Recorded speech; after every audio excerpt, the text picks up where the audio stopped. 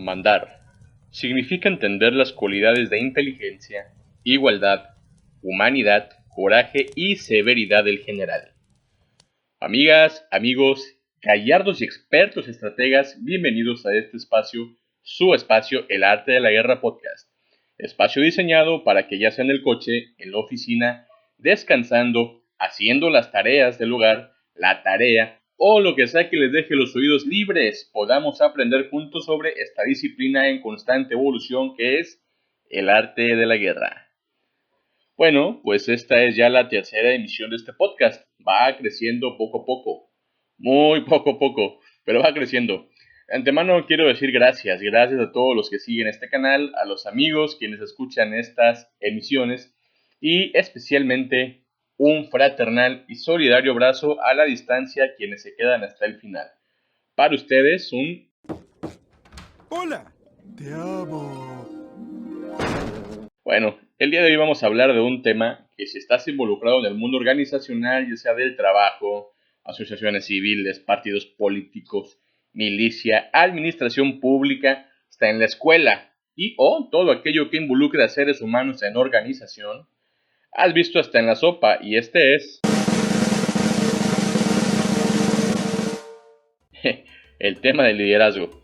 Y bueno, vamos a empezar con eso. Según Ralph Stoddard, autor de teorías de investigación de liderazgo, definiciones de liderazgo hay tantas como la cantidad de personas que se han detenido a pensar sobre esto. Y detente a pensar tú también, es verdad, si nos ponemos a evaluar cada uno de nosotros fácilmente, podría proponer lo que es el liderazgo desde nuestra propia visión y perspectiva.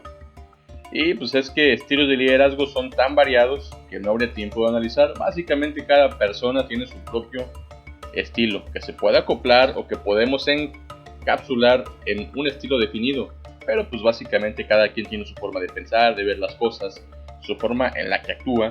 Entonces pues formas de liderazgo hay bastantes, hay infinitas si queremos llamar de algún modo, pero bueno, sí que debemos quedarnos con una definición y a mí me parece particularmente peculiar la forma en que Raymond B. Cattell, que ahí me dicen si me salió la pronunciación, Raymond B. Cattell lo define de la siguiente manera. Dice, el líder es quien produce una personalidad grupal diferente de la que habría si él no estuviese presente.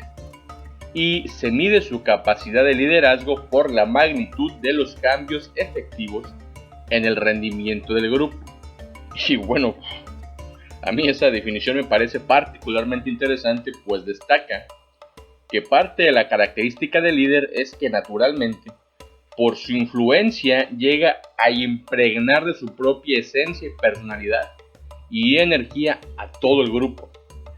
Y bueno, esto lo podemos entender como una cualidad de liderazgo y diversos autores a lo largo del tiempo han señalado las diversas cualidades y características que debería tener un líder efectivo. Entonces vamos a empezar con esa enumeración. Para Gabriel Olamendi, las cualidades de un líder son su integridad intelectual, su poder carismático, el trato directo con las personas, la capacidad para reconocer sus errores, que esto es muy importante, y la capacidad de reconocer sus limitaciones, su fortaleza de carácter, su don de gentes, y que estos son muy competentes. Hay que pensar en cada una de estas cualidades que dice Gabriel Olamendi. John Maxwell enumera puntual las cualidades de un líder. En su afamado libro Las 21 cualidades de un líder, dice que las características son el carácter, el carisma, el compromiso, la comunicación, la capacidad, que es una persona muy apta, el discernimiento, la capacidad de discernimiento, que es muy importante también, la capacidad de concentración, la generosidad. Él dice que el líder tiene que ser generoso. Un líder tiene iniciativa, escucha, es apasionado, tiene actitud positiva, es solucionador de problemas, es relacional, es un líder responsable, es seguro, tiene autodisciplina, es servicial, aprende y tiene visión. Estas son las 21 cualidades de líder según Maxwell. Según la red Suma, que es la red universitaria virtual internacional, lo primero por lo que se caracteriza a un líder es por su capacidad comunicativa y su espíritu de diálogo. O sea que es una persona que propicia la interconexión, cambio de datos. Pero además de esto, un líder debe autoconocerse y ser consciente de sus fortalezas y debilidades. Un líder debe transmitir respeto y confianza. Es auténtico y honesto, siempre hace lo que dice. A mí me parece muy importante que ya varios autores mencionen que hay que reconocer límites y debilidades. Hay mucha gente que es demasiado positiva y que no conoce sus límites. Y dice, no, es que sí se puede. Y regularmente tenemos que saber nuestros límites para saber dónde tenemos que poner especial énfasis, dónde tenemos que poner especial atención, dónde sí no podríamos llegar sin ayuda. Entonces tenemos que evitar que cosas malas pasen. Entonces yo creo que está muy bien todas estas definiciones que dan estos grandes líderes de la historia. Aunque si soy sincero, a mí en lo personal, algo que siempre me ha chocado un poco es la forma en la que se estudia el liderazgo. Y es que casi en su totalidad, esta se estudia desde la perspectiva del líder. Y no me dejarán mentir, ustedes han estudiado mucho las tantas cualidades del líder, lo que un líder tiene que hacer, cómo es un líder. Y pues a mi pensamiento muy particular, el líder no existiría, ni sería necesario si no lo estudiáramos desde la perspectiva del liderado. O sea, el liderado, pues la persona que está detrás del líder, o al lado. Que igual, y si profundizamos un poquito más ahorita en eso. Si nos ponemos a revisar los diferentes tipos de teorías de este arte y disciplina formal, con años de historia que es el liderazgo, vamos a ver que, por ejemplo, en las primeras teorías de liderazgo definidas, como las teorías del gran hombre, en estas básicamente se expone que el líder es un ente que nació con cualidades de líder. O sea que es nato el hecho de que los líderes nazcan con la capacidad y predisposición para estar al mando. Y pues básicamente dice que estuvo destinado desde el principio para convertirse en líder y que todo ocurra alrededor de él. Y básicamente así es como se estudian casi todas las teorías del liderazgo. Y bueno, estas teorías, pues como bien se dice aquí, estudian al líder desde lo que pasa en él y se enfocan un poco en lo que pasa con los liderados y hacia dónde va su rumbo. Están estas otras teorías de los rasgos del liderazgo. En estas pues se dice que los líderes nacen con ciertos rasgos de personalidad heredados que le dan una potencial al individuo para desarrollar el liderazgo, y los demás que no nacen con estas particularidades simplemente están destinados a ser siempre los liderados o los seguidores en su caso. Esta teoría pues, se parece mucho a la anterior, solo pues, que esta ya nos da un rasgo genético que dice que se heredan rasgos particulares del liderazgo. Están esas otras teorías de liderazgo que también son llamadas como teorías de contingencia. Estas se centran ya un poquito más en su estudio en algo que solo el líder, o sea, es la situación. No solamente influye esta persona sobrenatural y con capacidades casi divinas, sino que también la situación tiene mucho que ver. Entonces estas teorías se analizaban por un lado los estilos de liderazgo y por otro lado las situaciones diversas en que se encuentra una organización. Entonces lo importante aquí en esta teoría es analizar qué estilo de liderazgo se adapta mejor a cierto tipo de situaciones. ¿Qué quiere decir esto? Que a veces es necesario para la organización que haya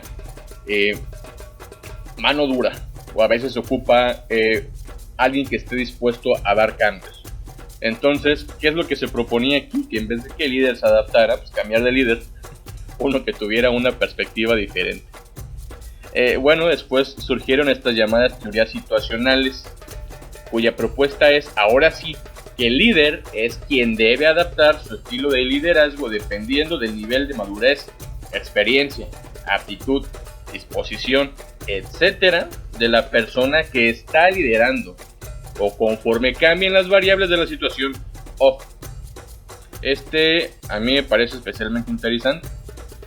Por ejemplo, podemos asemejarlo con las teorías de liderazgo de Blanchard, que exponen la teoría situacional del liderazgo, en la que pues básicamente te va diciendo cómo tendrías que actuar el líder frente a la persona, pues básicamente en lo que dice quién, experiencia, madurez, aptitud, etcétera. Bueno, esto lo procuremos profundizar en otro espacio. Y bueno, si en un principio las teorías del gran hombre y las teorías de los rasgos enunciaban que los líderes nacían como líderes por sus características genéticas y de personalidad, las teorías del comportamiento cambian este paradigma y concluyen en que las características del liderazgo pueden ser aprendidas y desarrolladas. Por tanto, de aquí sale la frase que dice: los grandes líderes son creados, no nacidos. Las teorías participativas, por su parte, considero que son otro gran avance en las teorías de liderazgo, pues la idea central es que el equipo forme parte de la toma de decisiones. El paradigma cambia de la siguiente manera. En las anteriores teorías de liderazgo, el liderazgo adopta una forma lineal y el líder es una figura hegemónica. En cambio, aquí se consigue un liderazgo lateral, donde todos alrededor de la persona a la cabeza forman parte del liderazgo. Luego están estas otras dos teorías, una que es la teoría de la gestión o transaccional, que se basa en influir en el comportamiento del liderado a base de recompensas y castigos, que no sé, a mí no me gusta nada y hay quien le funcione. Yo pienso que parece una terapia conductual muy burda, que trata a la gente como si fueran gatitos o perritos con problemas de comportamiento, dándoles una galleta cuando obedecen o rociándoles agua si se portan mal. Es mi opinión. Si tienes otra perspectiva, por de comentar. Yo creo que pues no es una muy buena forma de conducir a las personas a base de castigos y recompensas. Pero bueno, por otra parte están las teorías de transformación o teorías transformacionales, donde se sostiene que el papel del líder es el de involucrarse con sus liderados con el objetivo que cada uno desarrolle su propio potencial. Y pues es una dinámica de líderes haciendo líderes. Es una especie de discipulado organizacional muy interesante, donde no se le da a la gente el trato de gatitos o perritos con problemas de comportamiento. Las teorías del liderazgo, entonces, han avanzado mucho a lo largo de los años. Sin embargo, veo que aun cuando se explora, el liderazgo casi siempre vuelve a ser desde la perspectiva del liderazgo, añadiéndole características nuevas que el ponente en cuestión tenga ganas de añadir. Yo, por ejemplo, he estado en un sinfín de cursos de coaching, conferencias, paneles, diplomados con el tema del liderazgo y la verdad, llegó un punto donde el tema ya me da mucha flojera en realidad, porque suele ser lo mismo. ¿Qué hace el líder? Las metas del líder. ¿Qué es lo que hace que un líder sea un gran líder? ¿Cómo se debe ver el líder? ¿A qué hora se levanta el líder? ¿Qué cereal desayuna el líder? ¿Cómo está mi líder? Etcétera. Y pocas veces se detiene uno a pensar y a analizar el por qué la gente necesita uno. Y yo creo que ahí está la clave. Hay un libro muy interesante de Daniel Kahneman, psicólogo, que por cierto ganó un premio Nobel de Psicología por proponer un modelo racional de la toma de decisiones.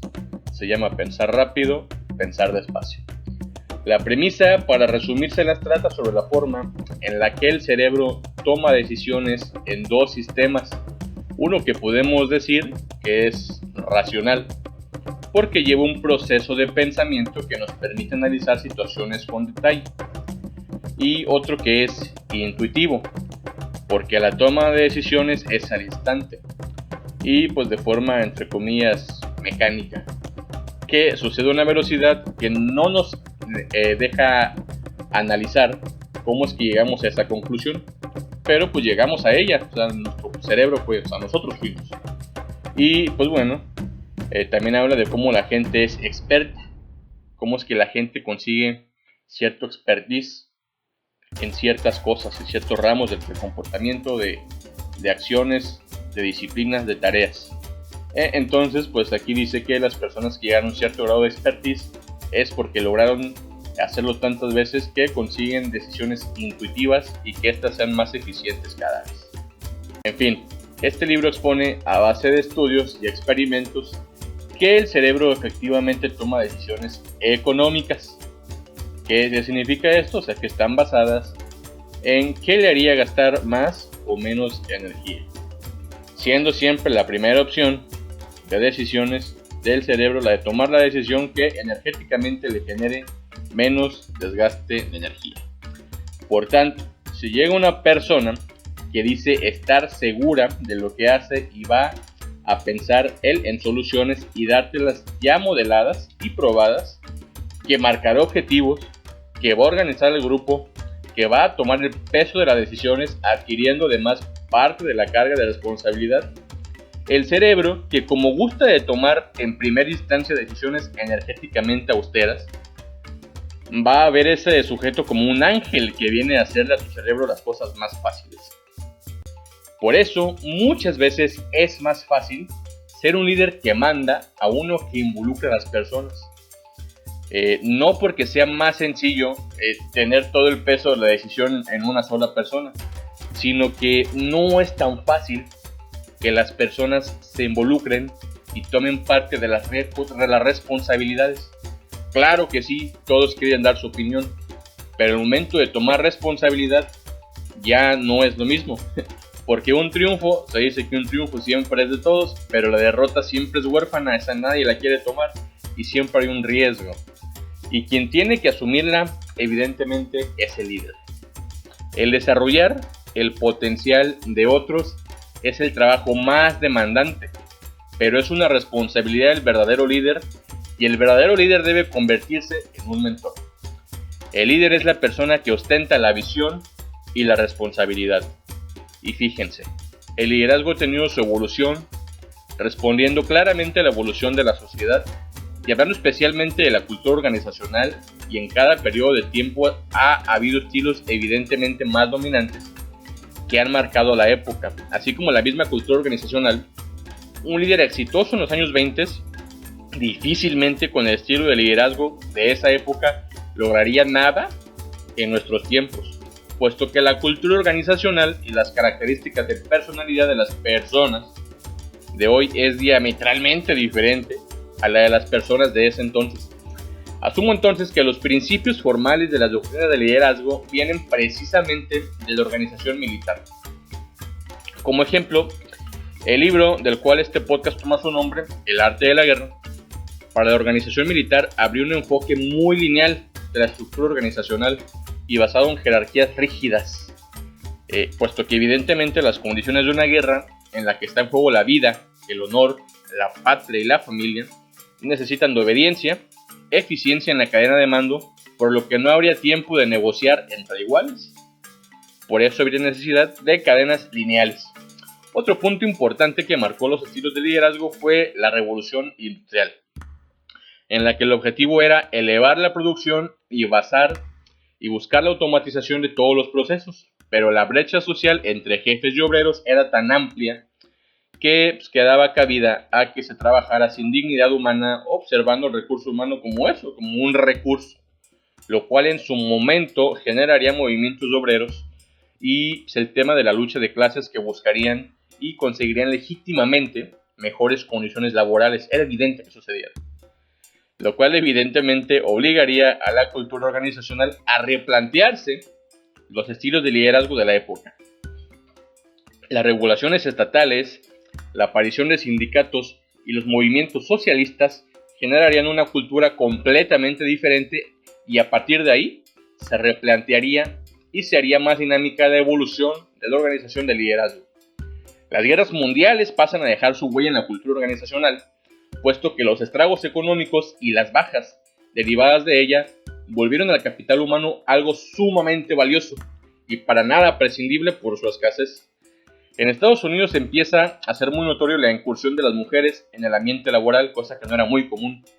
La imagología de la cultura pop de la época hace constancia de ello, cosa que revoluciona a la industria en muchos aspectos. Posteriormente empiezan a aparecer los empresarios con ideas muy revolucionarias para la época, como Henry Ford, que propone la jornada laboral de 8 horas. Así es, esto no se le ocurrió al socialismo, fue un capitalista de primera. La línea de producción, entre otras cosas, y a partir de eso, el líder organizacional se convirtió en una pieza clave que mantendría en constante competencia con otros líderes, cuyo objetivo era lograr que los asociados produjeran más y mejor que la competencia, por lo que a partir de ese punto la evolución del liderazgo se diversificaría rápidamente y se teorizaría y pasaría a ser parte fundamental y central de la sociedad humana occidental. Hoy por hoy tenemos oficinas como las de Google, donde los empleados gozan de prestaciones como lavandería, sala de juegos, cocineros, hamacas, pueden recibir a la familia en la oficina, tienen chefs, pueden trabajar parados, sentados, acostados como les plazca, mientras mantengan la responsabilidad de su resultado. Pues hoy por hoy, muchas organizaciones han concluido que una persona que encuentra un ambiente sano de trabajo estará mucho más comprometida y por ende logrará y producirá más que uno que lidia con el pesar del ambiente laboral. Cuida tu ambiente laboral. Se han desarrollado conceptos como la seguridad psicológica, misma que podemos definir como aquellos ambientes laborales donde las personas pueden exponer abiertamente sus ideas, preguntas, preocupaciones y o errores sin tener el temor a sentirse humilladas o juzgadas o en peligro de perder su trabajo. Cuando una persona tiene apertura para reconocer sus errores sin temor a una represalia desproporcionada, te será más fácil identificar las mermas, dónde se producen, por qué se producen, cuánto de ellas se producen.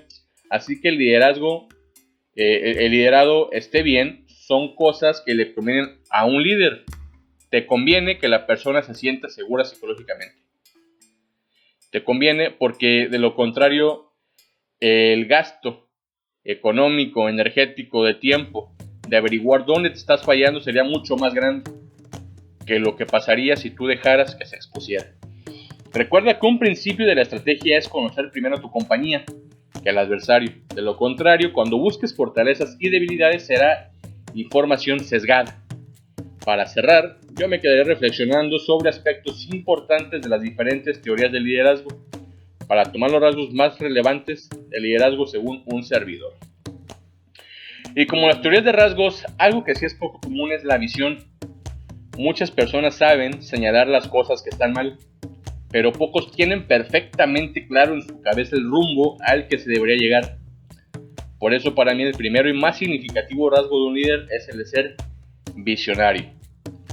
El líder debe ser flexible, como en las teorías de liderazgo situacional. Hay que recordar que los líderes existen porque hay personas que necesitan una guía para desarrollar su potencial. Por eso, un líder debe ser empático, debe ser flexible para adaptar su trato dependiendo del momento de desarrollo en el que se encuentre el liderado.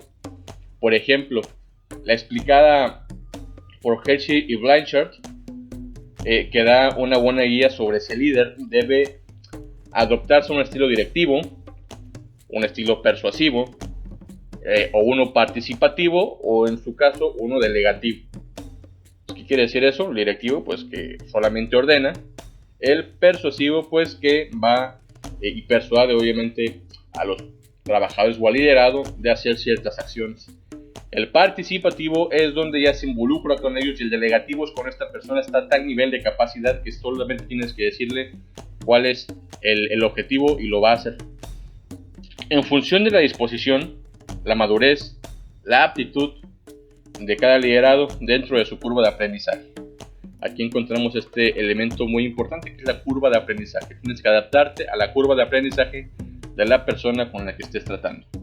El líder debe aspirar a ser transversal, es decir, incluir todo el equipo en la dirección y la toma de decisiones. Todos se sentirán parte real de los logros y se mantiene una responsabilidad compartida. Así como en las teorías participativas, si quieres un estímulo vicioso, imagínate que el equipo es la mesa redonda del Rey Arturo. Ese es tu equipo de caballeros de la mesa redonda. Número 4. El líder debe ser discipular, es decir, que parte de su misión no sea solo dirigir, sino que su actuar tenga la intención de formar nuevos líderes. Olvídate del egoísmo, olvídate de las envidias, olvídate de proteger tu puesto. Ese no es un líder. Crea a más gente apta para hacer lo que tú haces y mejor. Recuerda que los grandes hombres se hicieron grandes no solo por ser hábiles, sino por rodearse de gente más hábil que ellos y encauzarlos a un ideal. Por último, reiterar, que lo más importante en la misión de un líder no es tu gloria, sino el ser soporte de alguien más. Recordar que para entender el papel de líder, lo más importante es entender la mente del liderado. El liderado es la clave, el seguidor es la clave, y el estudio de liderazgo debería partir por ellos. Sin necesidad del guía, el líder no existiría. Mandar significa entender las cualidades de inteligencia, igualdad, humanidad, coraje y severidad del general. Y eso fue todo por esta ocasión. En cada video vamos a estar compartiendo recursos de utilidad relacionados con el tema. Abajo dejo los links. Muchas gracias por quedarse hasta el final. No les cuesta nada un like, seguirnos, y si les parece interesante lo que aquí decimos, compartirlo para que crezcamos más como comunidad y como estrategas. Esto fue el Arte de la Guerra Podcast. Hasta la próxima.